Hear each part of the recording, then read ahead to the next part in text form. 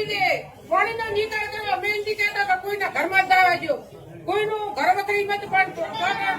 પાણીનો ધોઈ દો મોટી બીજું કાંઈ વિનંતી નથી સાહેબ, પાણી કરો.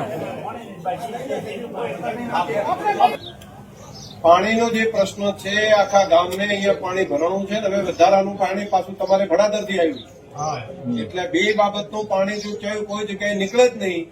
તો ગામમાં પાણી અમને ભર્યું રહે અને ભર્યું રહે તો કેટલા પરિવારોને તકલીફ પડે એનો ઉકેલ કરવો પડે અને ઉકેલ કરવા માટે તમે બધાએ જે કીધું છે એ પ્રમાણે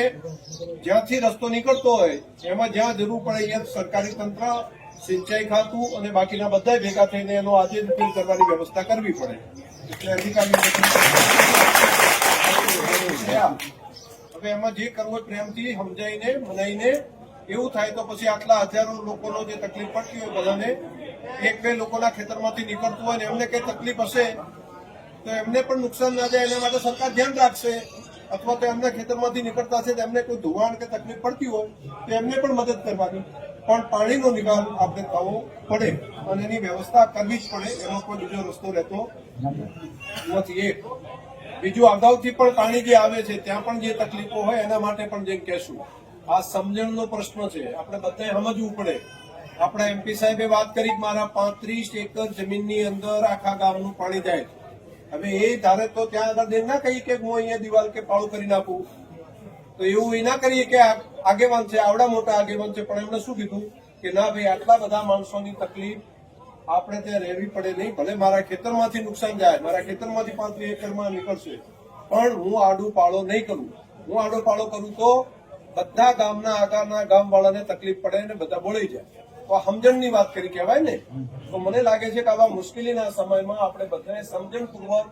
કુદરતી આફતની સાથે કુદરત જયારે આફત આવે ને ત્યારે એકબીજાએ મદદ કરવાની હોય ત્યારે મુશ્કેલીમાં આપણું ગામનો કોઈ પણ જ્ઞાતિ સમાજનો કોઈ પણ વ્યક્તિ આફતમાં બેઠો હોય તો એને જઈને મદદ કરવી એ આપણું કર્તવ્ય છે, આપણો ધર્મ છે. હવે એમને જો આપણે મદદ ન કરી શકીએ તો મને લાગે છે કે આપણી માનવતા ઠીક ના કહેવાય. તો આપણે એ રીતે પણ બધાએ એકબીજાને પરસ્પર રહીને મહેનત કરવી પડે, મદદ કરવી પડે. અને પાણીનો સવાલ છે ત્યાં સુધી સરકારી તંત્ર પણ આ કામને આગળ વધારવાનું કરશે. અને હવે એક વાત સાચી છે એમપી સાહેબની કે કોઈ કોઈને કઈ નથી શકતા અને બધાને એમ લાગે છે ખોટું લાગશે પેલું થશે એના કારણે કરીને આપણે સાચી વાત હોય સાચો રસ્તો હોય નથી થઈ શકતો. તો મને લાગે છે કે આ વાતમાં પણ ગામમાં પણ ગામ કક્ષાએ